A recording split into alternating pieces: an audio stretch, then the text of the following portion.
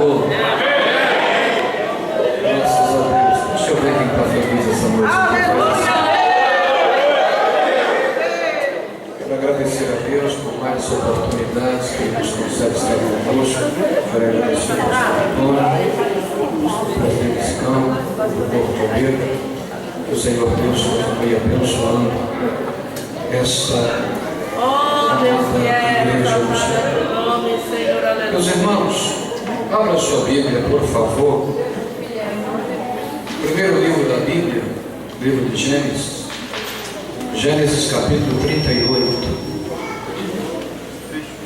Gênesis capítulo 38. Nós vamos ler o versículo 17 e o versículo 18. Hoje, por se tratando de culto de vitória, possa ser que esta mensagem que eu vou trazer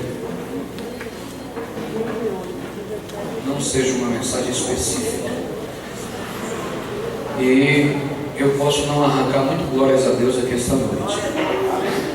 Mas se Deus falar com você, eu sairei daqui feliz. Gênesis 38, versículo 17 a 18, nos diz assim: disse ele: eu te enviarei um cabrito do rebanho. Perguntou ela: dar-me garantia até que eu envie? Respondeu ele: que garantia que te darei? Disse ela: teu selo, seu lenço e o cajado que está em tua mão. Somente até aqui. Nós podemos dizer amém? Amém. Podem sentar. Muito obrigado. Meus amados irmãos, esse texto, ele é um texto muito conhecido da Bíblia. É um texto que trata-se de Judá e Tamar. Judá, ele foi o quarto filho de Jacó com Lia, ou com Leia. Judá, ele possuía até algumas qualidades notáveis. Foi Judá que convenceu os irmãos de José a não matarem a José, mas venderem para os ismaelitas. E todos nós conhecemos a história que, ao invés de maldição, a vida de José se transformou em bênção e porta de escape para a nação egípcia. Judá, ele tinha 3 filhos, sendo que o filho mais velho de Judá casou-se com Tamar. E a Bíblia diz que o filho mais velho de Judá, ele fez mal aos olhos do Senhor, pelo que o Senhor Deus o matou. Como havia-se um costume na época, quando o filho mais velho morria, não deixando descendência, o seu irmão deveria casar-se com a sua esposa. E a Bíblia diz que Judá, ele atendeu o costume da época. Ele deu a mão do seu segundo filho a Tamar. Mas o segundo filho de Judá também veio a morrer. E a Bíblia diz que Judá, temendo a dar mão do seu segundo filho a Tamar, ele fez uma promessa para Tamar, dizendo: volte para a casa do seu pai, volte para a casa da sua mãe, até que o menino mais moço cresça, e aí te darei a mão do menino em casamento. E a Bíblia disse que Judá esqueceu da promessa que fez a Tamar. Um belo dia, enquanto Judá estava subindo ao campo para tosquear as suas ovelhas, a Bíblia diz que alguém fez Tamar ficar sabendo. Tamar tira a sua roupa de viuvez, veste-se como prostituta e se coloca à beira do caminho. E a Bíblia diz que Judá, vendo, não a reconheceu e propôs um ato íntimo sexual. A Bíblia diz que foi Judá que propôs. E ela indaga Judá dizendo: que vem me dar para que eu possa deitar contigo? Ele te disse: te enviarei um cabrito do rebanho. E ela disse: então deixa-me garantia até que eu envies. E ele diz para ela: que garantia que te darei? Ela diz: o teu selo, o teu lenço e o cajado que está em tuas mãos. Eu não quero analisar o contexto histórico, mas eu gostaria de falar desses 3 símbolos espirituais que representa esses itens. Selo na Bíblia é ato de inviolabilidade. Selo no contexto grego, no contexto judaico-romano, é aquilo que não pode ser violado. E a Bíblia diz, no Antigo Testamento, quando algum documento era selado, o selo era uma espécie de marca, era uma espécie de carimbo. E quando algum documento no Antigo Testamento era selado, somente a pessoa autorizada tinha autonomia de abrir ou de romper o selo.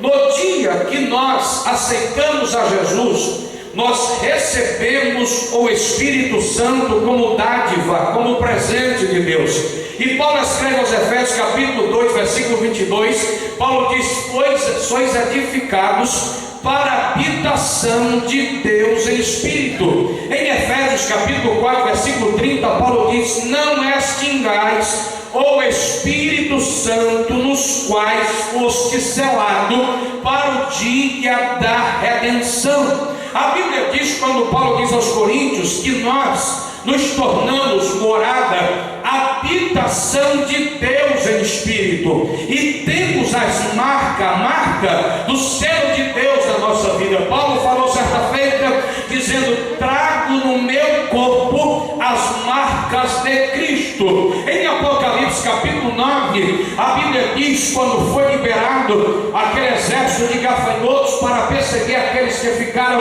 na grande tribulação, a ordem de Deus para os gafanhotos, que não exterminasse nem a erva, nem as árvores, mas que somente atormentassem os homens que não tinham o selo de Deus. Nós recebemos um selo, nós fomos selados com o Espírito Santo. É por isso que eu não creio que numa casa que se prega que Jesus Cristo é Senhor, que possa ser invadida ou possuída por demônios, porque a Bíblia diz que o selo é inviolável e aqueles que são de Deus, o maligno não lhes toca. Nós recebemos a marca, recebemos o selo de Deus. Nós conhecemos alguns homens da Bíblia que foi chamado, que foi separado, que foi escolhido, no entanto, perdeu o selo por causa do egoísmo. Um desses homens foi Saul. Quando Deus se apresenta a Samuel, Deus disse: eu não queria que um rei reinasse sobre Israel, mas Israel pede para mim um rei. Amanhã vai chegar na sua casa o homem que eu escolhi para ser rei de Israel. Escolhe, consagra, porque este é o meu ungido. A Bíblia diz que no outro dia, pela manhã, chega Saul procurando as jumentas perdidas do seu pai, e Deus falou para Samuel: este é o homem que eu te falei ontem, consagra, porque este é o meu escolhido. Mas Saul cometeu dois pecados que muitos crentes dos nossos dias estão sendo tentados a cometer. O primeiro pecado foi o egoísmo. Quando o povo diz que o povo estava esperando Samuel para oferecer sacrifício, e Samuel estava demorando em chegar, Saul adiantou e ofereceu sacrifício a Deus. E quando Samuel chega, Saul diz: tu estava demorando em chegar, então eu me adiantei e ofereci sacrifício a Deus. E Deus reprova aquela atitude de Saul. É como se Saul dissesse: o meu reinado estava sendo ameaçado, então eu me adiantei. Uma coisa eu quero deixar claro aqui esta noite: Deus não dá a sua glória para ninguém. Deus não divide a sua glória. Lembra de Nabucodonosor, quando colocou no pátio do seu palácio, olhou para toda a Babilônia e disse: quem foi que construiu tudo isso aqui, se não eu? A minha magnificência é majestade. Ele ouviu uma voz de Deus que dizia: deixará de habitar com os homens e habitará habitará com os animais. Eu tenho visto nesses dias muitos que querem se apresentar dizendo: eu fiz, aconteceu porque eu estava lá, aconteceu porque eu fiz. Nada, se a presença de Deus não for da nossa vida, nós não somos nada, não somos ninguém, somos alguma coisa, porque Jesus Cristo está conosco e Ele mesmo diz: estarei convosco todos os dias até a consumação dos séculos. O segundo pecado de Saul foi o pecado da desobediência. Quando Deus chegou para Saul e disse: me lembrei o que Abimeleque fez com meu povo quando saiu do Egito, agora vá à casa de Abimeleque, destrói tudo que tem lá, porque tudo que tem é maldito. Saul foi, voltou e disse: falou para Samuel, cumpri a palavra do Senhor. E Samuel disse: o que significa esse bandido?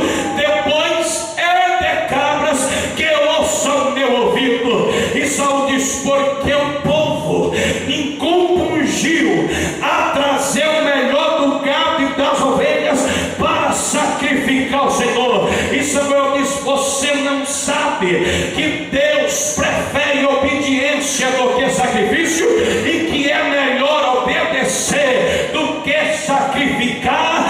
Nós estamos vivendo nos dias que estamos servindo a Deus mais por sacrifício do que por prazer. Como é que é isso, pregador? Vou explicar. O que a gente mais vê na televisão, nos programas de rádio vem participar da campanha espiritual do descarrego, vem participar da campanha da rosa ungida, da campanha do Vale do Sal. Não é que eu sou contra a campanha. Observa, queridos irmãos, se você puder fazer campanha, faça, porque eu também faço. Se você puder fazer corrente certo dia, faça, porque eu também faço. Mas faça isso por prazer e não por sacrifício, porque muitos estão indo à casa de Deus interessados no que vai receber. E Jesus falou certa vez: esse povo honra-me com seus lábios, mas o seu coração está longe de mim. Eu lembro em Joel capítulo 2, versículo 11 e 12, quando Deus toma o profeta Joel para falar com a nação hebreia, o Senhor Deus disse: apresentai-vos a mim com choro, com lágrimas, rasgai os vossos corações e não as vossas vestes, lamentai-vos e chorai. Sabe o que Deus está dizendo aqui? Eu estou cansado de um culto de aparência, eu estou cansado de sacrifício que eu não recebo, porque estão apresentando a mim um culto de aparência, estão rasgando as vestes, mas não rasgam o coração. Aí Deus diz assim: rasgai os vossos corações e não as vossas vestes. O que Deus precisa é de um coração aquebrantado, é que o espírito contrito não desprezará o Senhor. O que Deus procura é verdadeiros adoradores que adorarão a Deus por prazer e não por sacrifício, que adorarão a Deus voluntariamente, sem precisar de esforço. Deus procura adorador. Se tem adorador aqui, então levanta a mão agora. Diga para quem está do seu lado: não perca o seu. Diga quem está do teu lado: não perca o seu. Segundo ela disse: me dá o teu lenço. O lenço na Bíblia fala de um momento de separação. O lenço na Bíblia fala de um momento de intimidade. O lenço na Bíblia fala de um momento que separamos para Deus. O lenço na Bíblia fala de um momento de aquebrantamento. E muitas pessoas estão trocando esse momento por causa do horário do programa de TV. E muitos estão trocando esse momento por causa de outros afazeres. E Deus, nesses últimos dias, está à procura de crentes que buscam a sua face, de crentes que oram. Eu nasci no Evangelho desde muito pequeno, e eu lembro aquelas irmãzinhas de cabelos grisalhos, quando elas iam para a igreja, elas carregavam o lenço na página da Bíblia, porque elas tinham prazer de chorar na presença de Deus. Elas sabiam que elas iam chorar, e elas não deixavam o lenço em casa. Hoje muitos crentes estão deixando o lenço em casa. Hoje muitos crentes estão deixando o lenço em casa. Me perdoe se eu estou sendo duro. Me perdoe se eu estou sendo radical. Mas hoje o lenço está sendo trocado por causa de uma pintura nos olhos. Que quando as irmãs vêm para a igreja, as irmãs ficam com medo de chorar para não manchar a maquiagem. E elas ficam limpando o olho com a ponta do dedo com medo de estragar. Parece que não temos mais prazer de chorar na presença de Deus.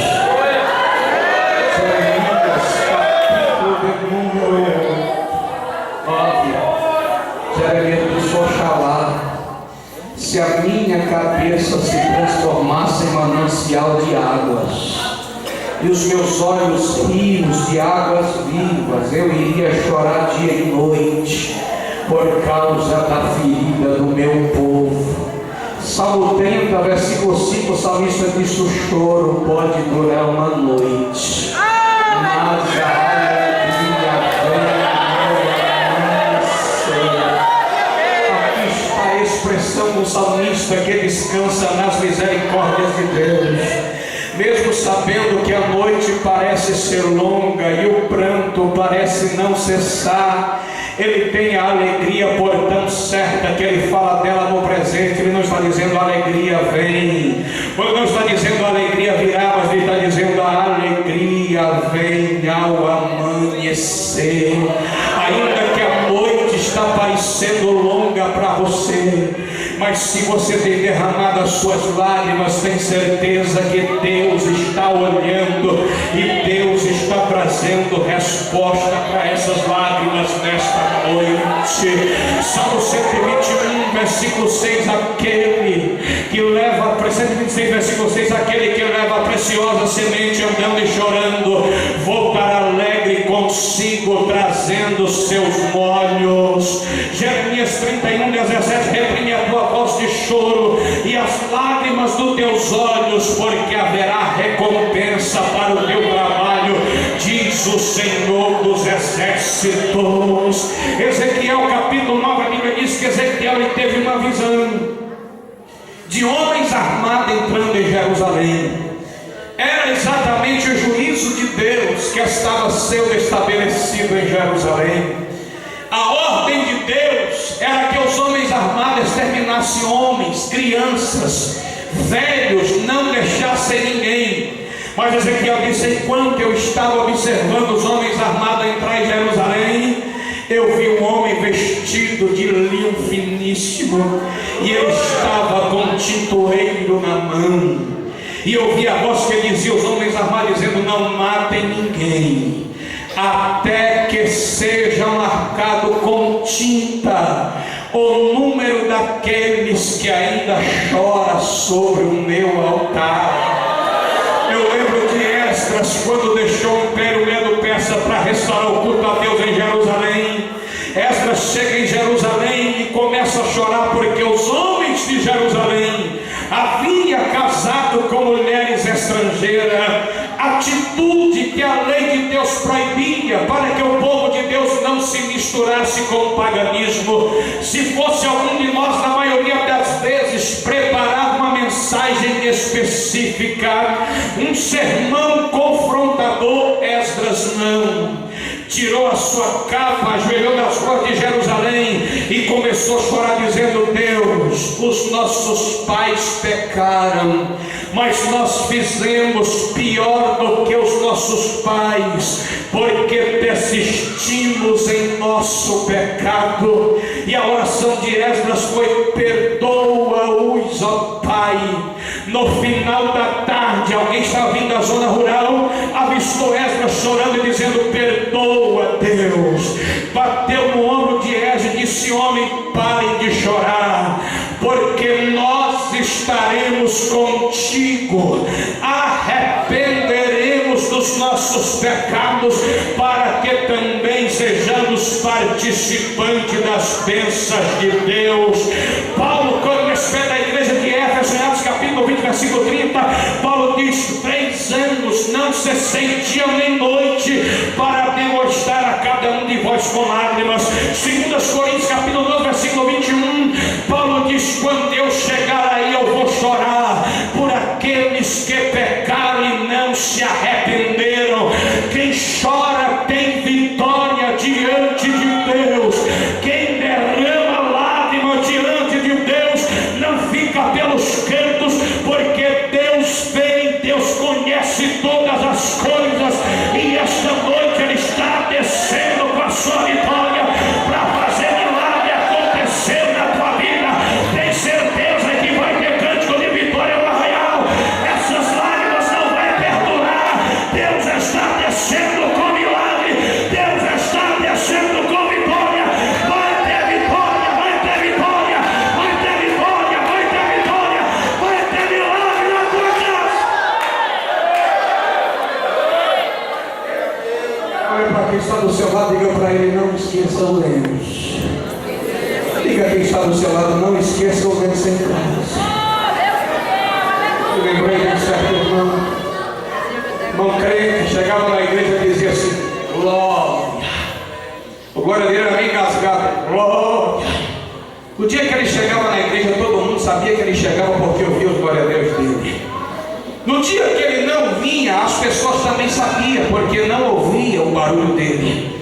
Um certo dia ele sentiu uma doença na língua, foi aos médicos, e quando ele chegou no médico, o médico examinou e disse: moço, o senhor vai ter que passar por uma cirurgia. Ele disse: o que está acontecendo, doutor? O médico disse: o senhor está com câncer na língua. Ele olhou para o médico, mas disse: o senhor precisa passar por uma cirurgia. Ele concordou, marcou o dia da cirurgia. Quando foi no dia da cirurgia, a família foi todo mundo para o hospital. Quando chegou no hospital, ele disse: doutor, estou pronto. O médico disse: muito bem, o senhor tem uma sala preparada para o senhor ficar 20 minutos, porque o senhor precisa falar as palavras mais bonitas que o senhor sabe, porque depois da cirurgia o senhor não vai poder falar mais. Ele olhou para o médico e disse: doutor, me dá 30 minutos. O médico disse: muito bem, o senhor tem 30 minutos.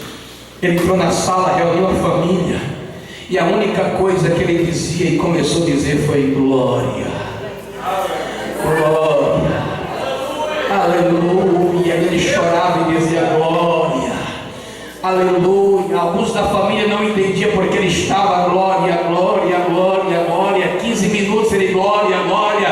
20 minutos ele: aleluia. 25 minutos ele parou, olhou para o céu, olhou para a família, e ele começou a dizer: Deus, eles vão tirar minha língua, mas eu adoro o Senhor com as minhas mãos. Se eles tirarem as minhas mãos, eu adoro o Senhor com os meus pés. E se eles tirarem os meus pés, eu adoro o Senhor com o que restar. E se eles tirarem o que restar, daqui a pouquinho eu estou adorando o Senhor face a face.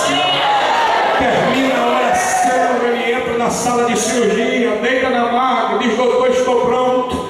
Quando ele abre a boca, o médico chega com a ajuda médica, todo mundo começa a observar. O médico olha, analisa, não entende, olha novamente, olhou a terceira vez, conversou com as enfermeiras, com os outros médicos que estavam do lado, não entendeu, olhou de novo. Aí ele, sem entender nada, perguntou: doutor, o que está acontecendo? O médico disse: moça, eu não estou entendendo nada, mas a tua língua está completamente restaurada.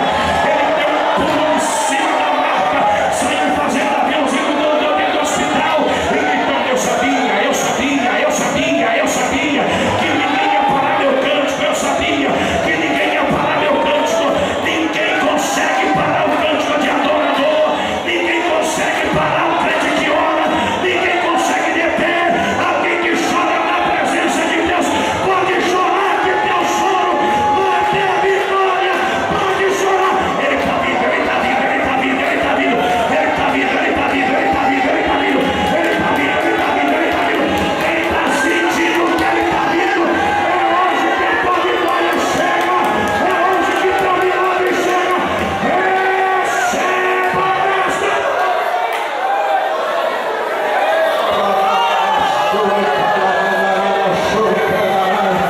Chore por aquele filho que te dá trabalho. Chore por aquela filha que te persegue. Chore por aquele que te está tentando acabar com a tua vida. Chore por aquele que está tentando acabar com você.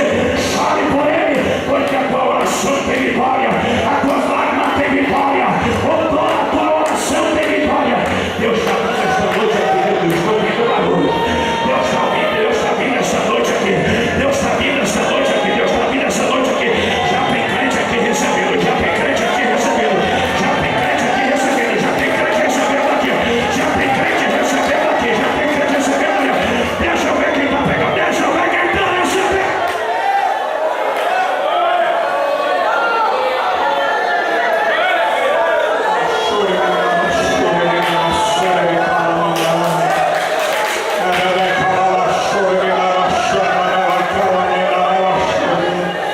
Ele está aqui.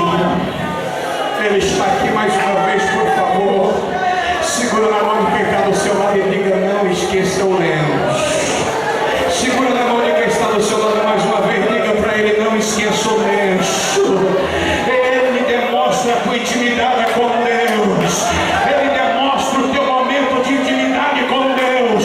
Quem não esquece o lenço tem vitória. Já tem crente recebendo aqui, meu Deus. Você pode pegar aí, ó. Pode receber aí. Deus está aqui.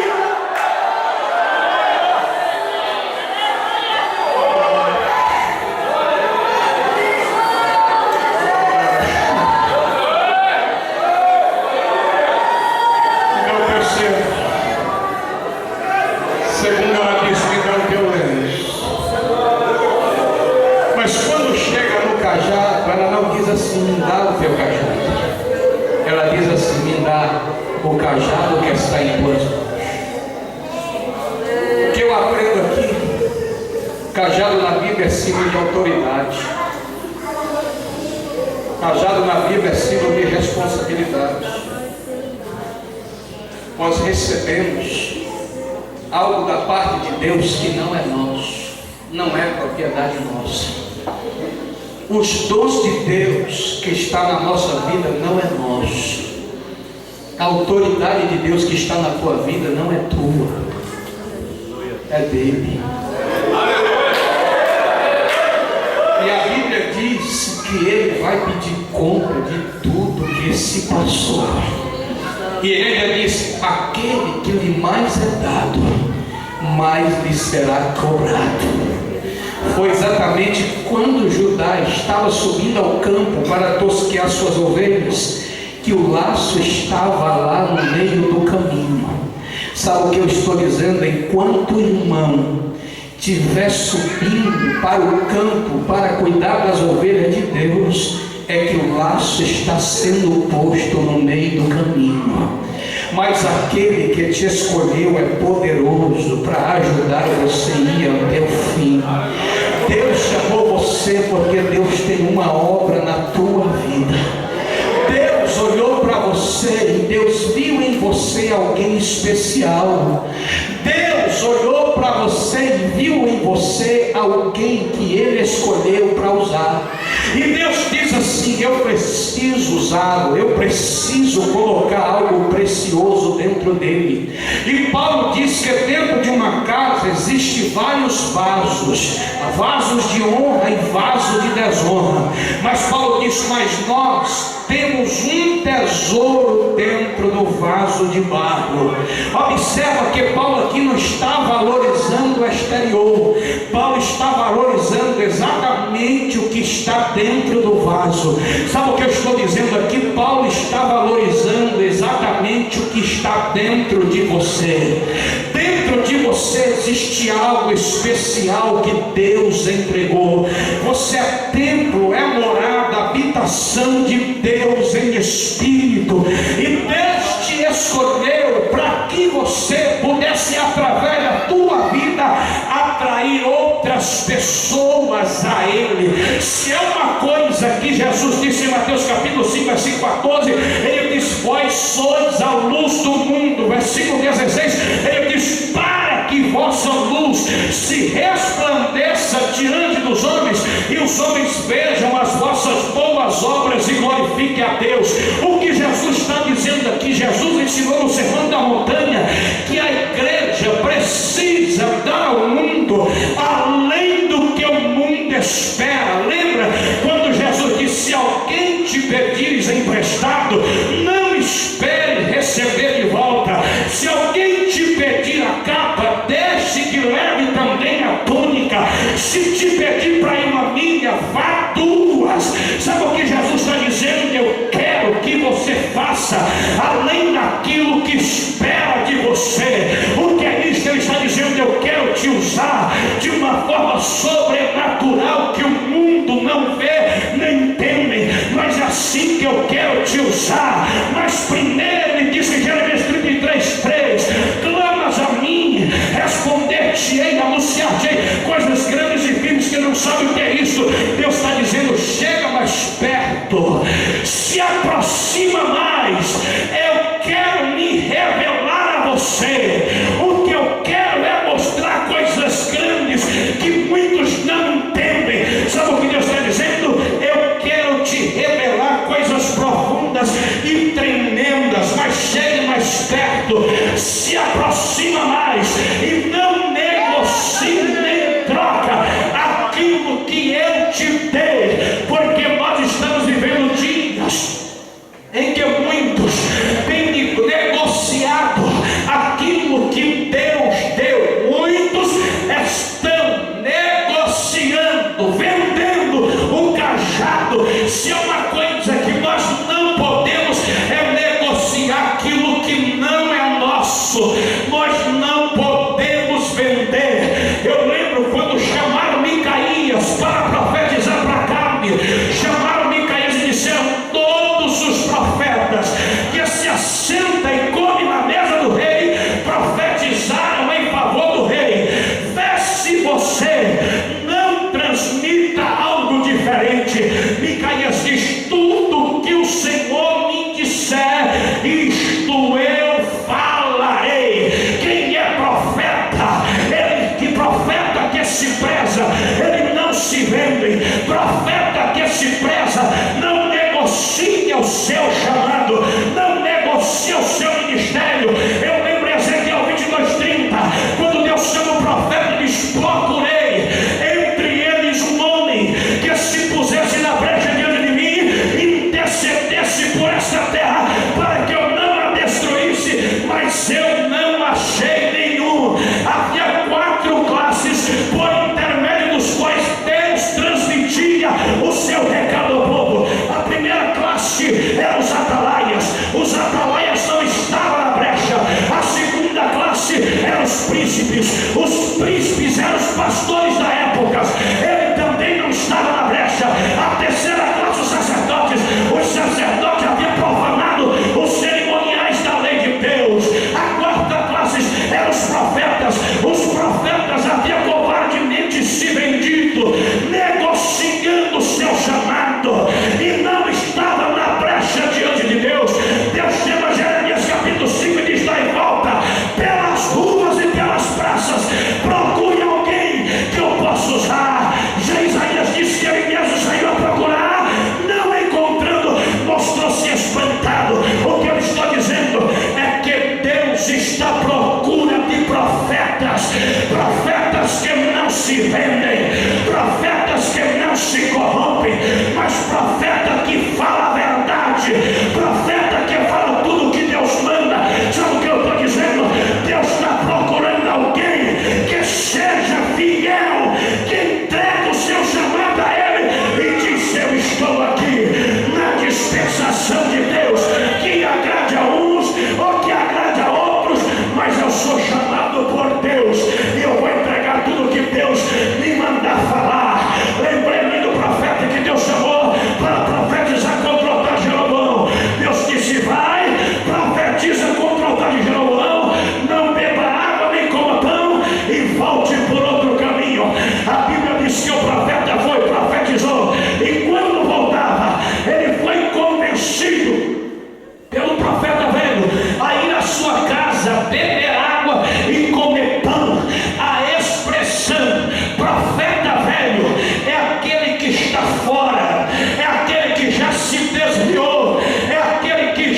saiu do centro da vontade de Deus.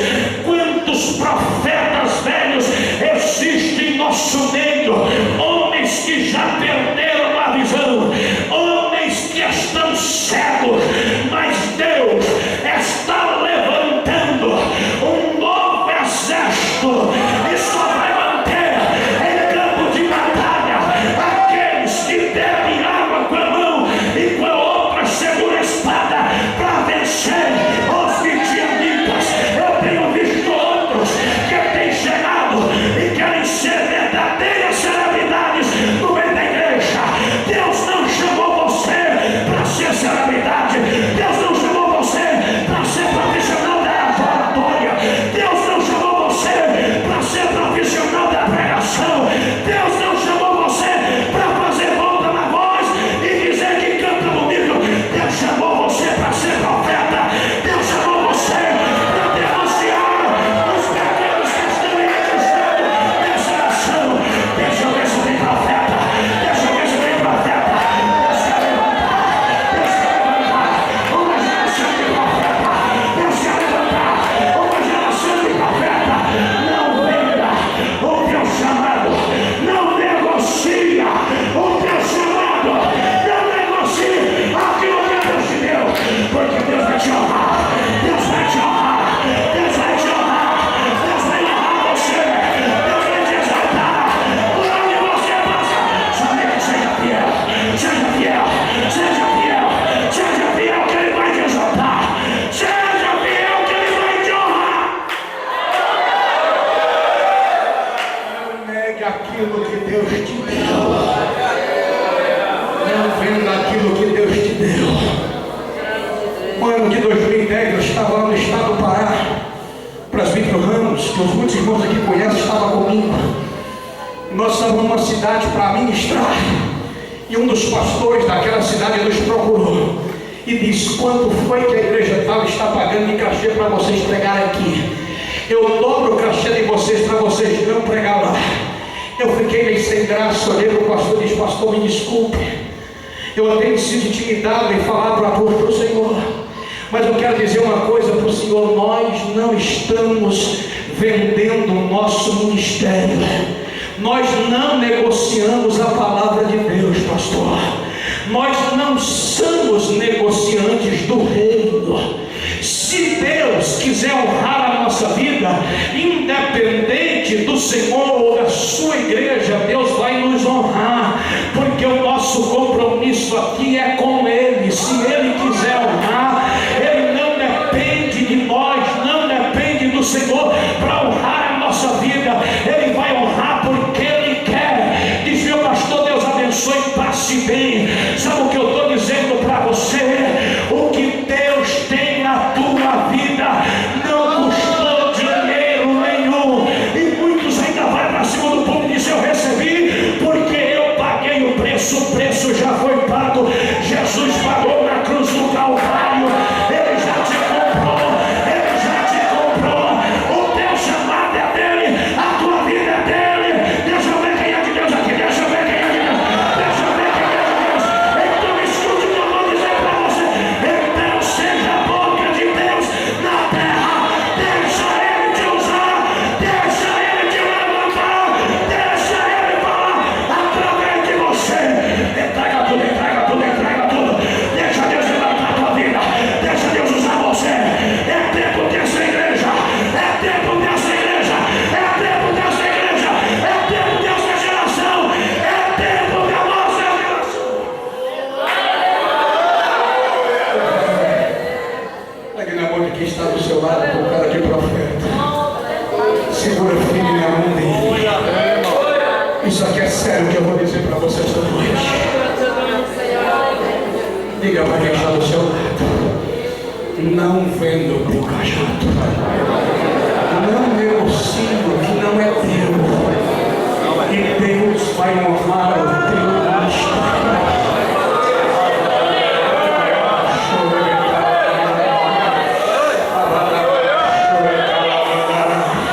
Deus tem honra para a tua vida. Deus tem honra para a tua vida. Deus tem honra para a tua vida.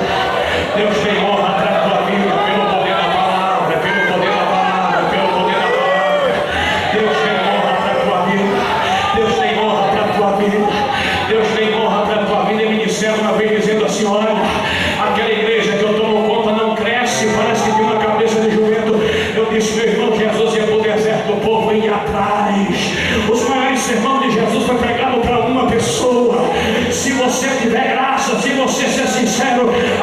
você colocar a planta dos teus pés, vai ter prosperidade.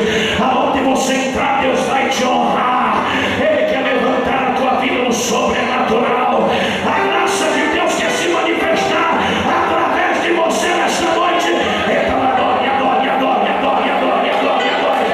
Eu quero mais para Deus levantar, nem que seja uma adoração, a geração de crente cheio. Eu quero mais para Deus levantar, nem que seja meia-dúzia de crente. Porque Deus aí a palavra de Spurgeon, que a visão do mundo não viu. O que Deus pode fazer por meio de um homem que ele entrega nas suas próprias mãos. Oswaldo Sanders, um grande escritor de liderança religiosa, ele diz que quando o homem entrega a Deus, Deus usa no seu limite máximo. Deus vai te usar, Deus vai te usar, Deus vai te usar, Deus vai te usar, Deus vai te usar, Deus vai te usar, Deus vai te usar. Em nome de Jesus, recebe, recebe, recebe, recebe, recebe, recebe, recebe, recebe, recebe, recebe, recebe, recebe, recebe. Agora, agora, agora, agora, agora, agora, agora, agora, agora, agora, agora.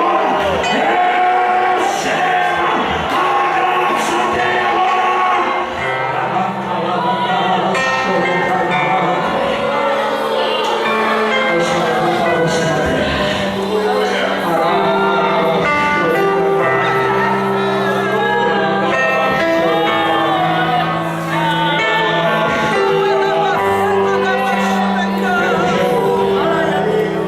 O tempo Deus esta noite trouxe aqui para dizer que tudo que colocou nas mãos Ele está resolvendo hoje. Eu vejo documentos sendo assinado e preenchido, e eu vejo alguns nomes que estão sendo riscados, e Deus está me dizendo: eu estou resolvendo a tua causa. Hoje eu resolvo a tua questão. Levanta a tua cabeça, porque tentaram jogar teu nome do ventilador, mas eu estou repreendendo e estou trazendo novamente de volta aquilo que Ele tem pedido a mim. Esta noite a minha bênção te alcança. Receba, diz o Senhor, a tua vida nesta noite. Alguém conhece Iolanda? Quem é? Alguém conhece? Quem é? Vem aqui, meu filho. Traga ela aqui na frente.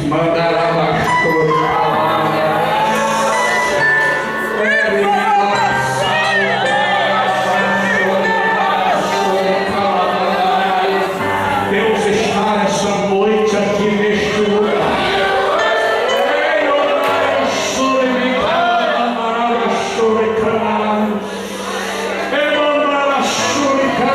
Coloca a mão para mim no coração dela, para mim. Deus me disse: por muitas vezes Satanás tentou tirar a vida desta moça, e Deus me disse: por último, estava tentando contra o coração dela. Mas eu sou Deus que conhece, eu sou Deus que vê todas as coisas. Eu estou restaurando a saúde dela nesta noite. Eu estou tocando no coração dela, estou multiplicando os dias de vida dela na terra, porque eu tenho ouvido orações que têm chegado até a mim, e essa noite eu estou tocando, eu estou operando, eu estou fazendo. Deus está tocando aqui esta noite, Deus está operando aqui esta noite.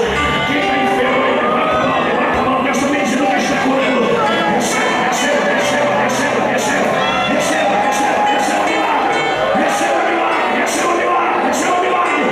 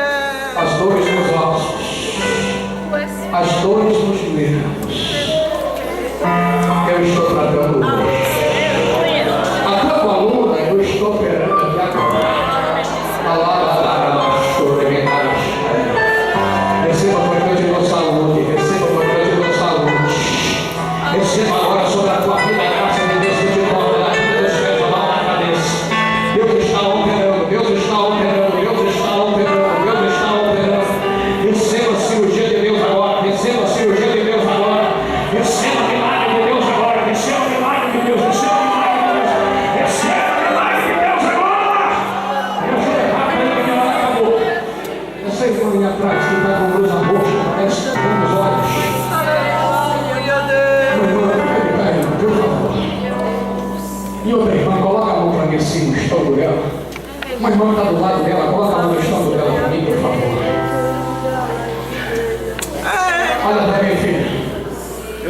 Diz o Senhor: estou restaurando a tua saúde hoje. Tirou saúde. Aí no estômago eu estou tocando, eu estou tirando a enfermidade.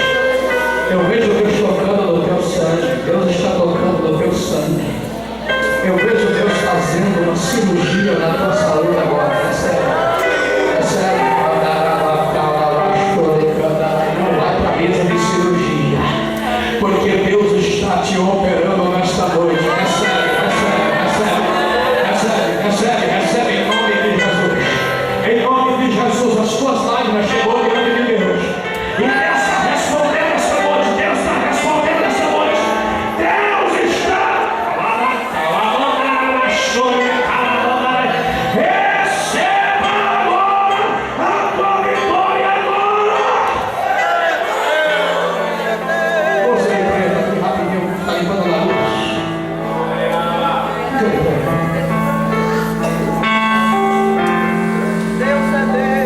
Por que pensou que eu te abandonei? Por que achou que eu não estou ouvindo a todos? Deus, tu é fiel, Senhor. Porque muitas vezes pensou que eu não estava te ouvindo. Quantas vezes eu tenho te visitado de forma que tu não tem percebido a minha presença? Quantas vezes eu tenho falado contigo através dos meus servos, os profetas? E essa noite digo: o meu chamado na tua vida é grande. Te escolhi no ventre materno.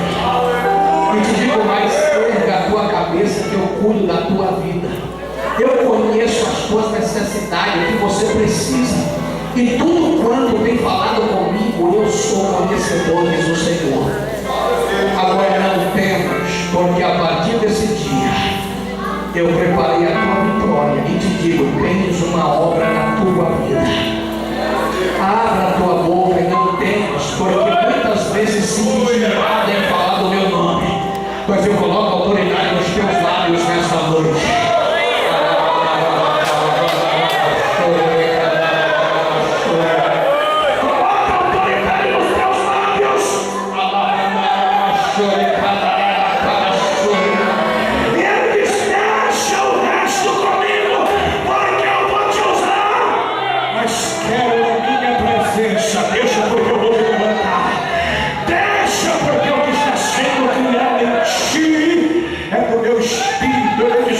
Levanta a tua cabeça e te digo: mas tu não vai mudar de ministério, porque tu está no lugar que Deus te colocou. Deus quer te usar, é na posição que Ele te colocou, diz o Senhor. Você é uma presença de Deus, você é uma presença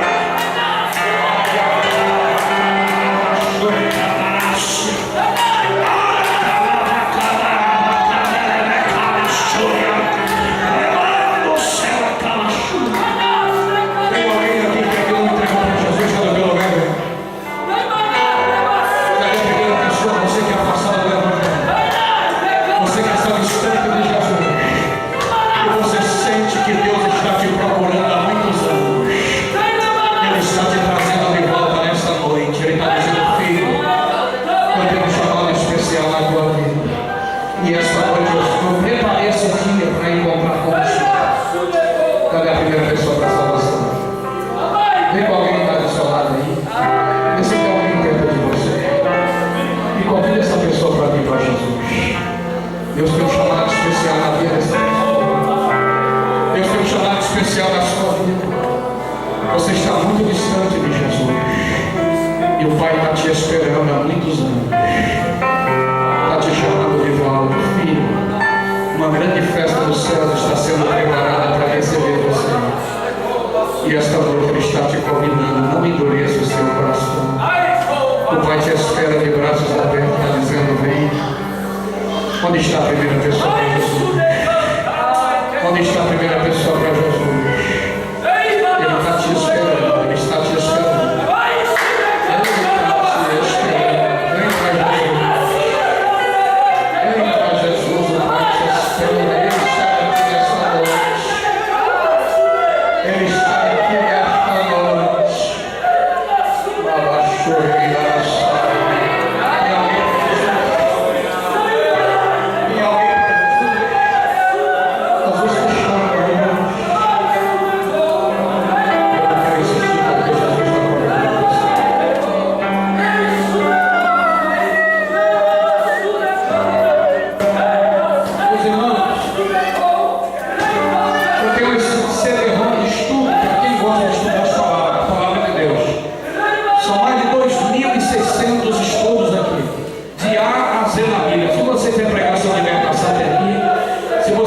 Sobre perdão tem aqui, se você quiser falar sobre arrebatamento tem aqui, é um CD-ROM completo.